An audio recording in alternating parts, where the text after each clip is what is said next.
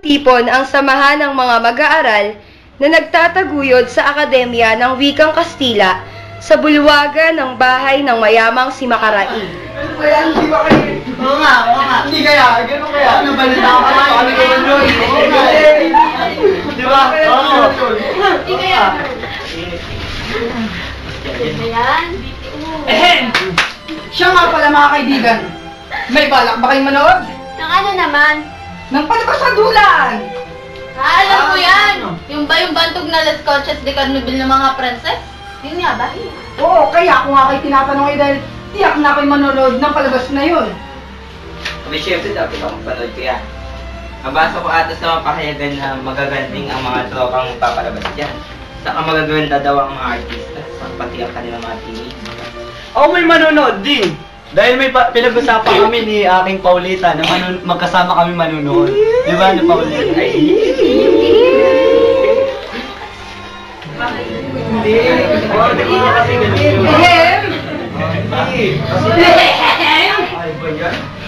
Ayan. Magbalik nga tayo sa usapan natin sa Akademya ng Wikang Kastila. Sa palagay niyo, naging pasya ng general. Yan nga rin ang aking iniisip. Kung natulungan ba tayo ni Padre Rene o nagtagumpay na si Padre Sibila. Sigurado magtatagumpay tayo, di ba? Tama. Iyak na matutuwa ating nasaputin yung dulot ng ating bala. Di ba? Oo, tama. Ehem! Kung tayo'y magtagumpay, abay huwag niyong kalimutan na malaki ang naitulong ko sa pagtulong ng aking sa bahay.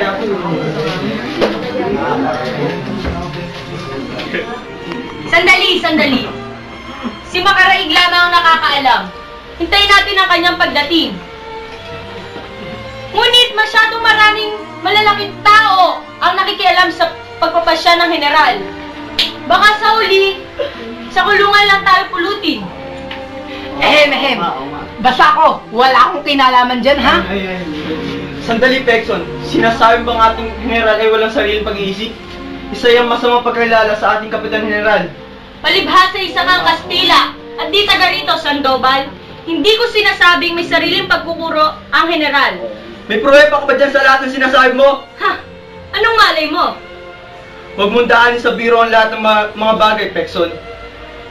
Parusahan ako ng Diyos kung ako'y nagkakamali.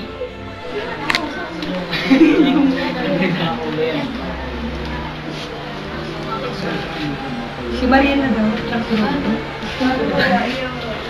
Mga kaibigan. Ang ating pamahalang Kastila, pinagkakaloob na ang lahat sa atin. Umiyak kami kapag kayo umiyak. Nagtitiis kami kapag kayo nagtitiis. Kaya magtiwala kayo sa amin. Mabuti kung gayon. Ngunit paano kung hindi ibigay sa atin ang ating kahilingan? Kung gayon, ang inyong pagsisikap ay mawalang saysay. Sapagkat ang maskara ng ating pamahalang nagnanais na kayo matuto ay mawalang saysay. Ngunit, ngayon ay nandito na, ay tatanggalin nyo? Ito ay mawala ng saysay. Anong gagawin nyo doon? Mabuhay Sandoval! Mabuhay! Salamat!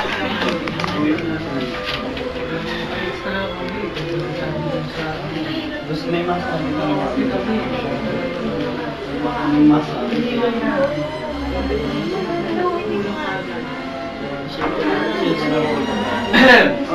Mga kasama, tagumpay tayo, mabuhay ang Wikang Kastila!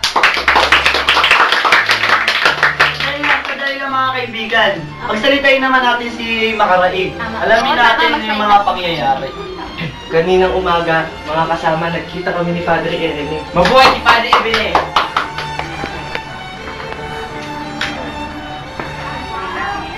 Magandang umaga sa iyo, Padre Irene. O, nandiyan ka na pala, Macaraig.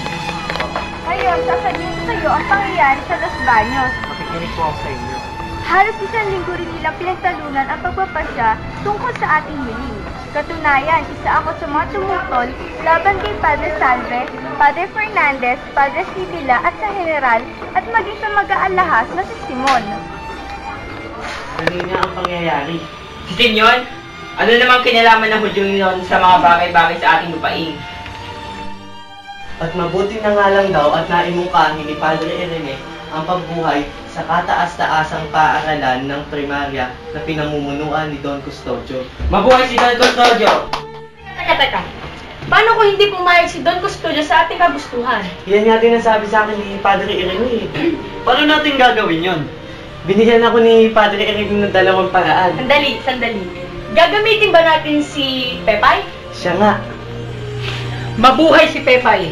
Kilala ko yan si Pepay. Hayaan niyo ako ang makipag-usap kay Pepay. Ano pa ang isang paraang maaari natin gamitin? Si Ginoong Pasta. Mabuhay si Ginoong Pasta! Natitiyak ni Padre Irene, nalalapit sa kanya si Don Custodio upang humingi ng opinion ukol dito. Siya nang bahala roon. Ako na ang bahala riyan. Mabuti. Hihintayin ka namin mamayang hapon sa universidad para sa iyong balita. Mga kasama, aalis na. Pupunta pa akong perya. Ako rin! Sama na ako sa'yo.